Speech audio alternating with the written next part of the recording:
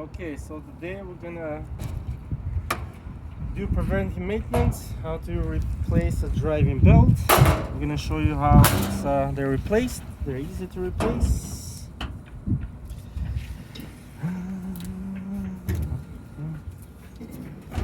So they're very easy to take off. And this is how they become after a while.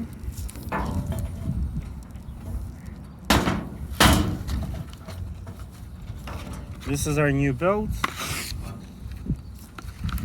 that the manufacturer recommends. And then we install the new belt.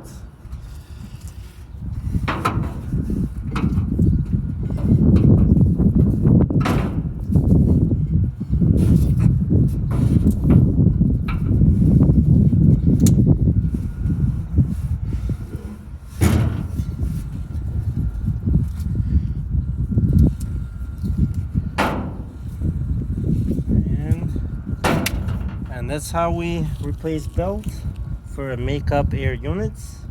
Now obviously we're gonna test it, measure the RPM for the motor, make sure everything is okay according to the data plate. At full load this motor is at 7.2, and we'll show you guys another unit, how we replace the belts on that one, and some of the exhaust vents that we have here. Thanks.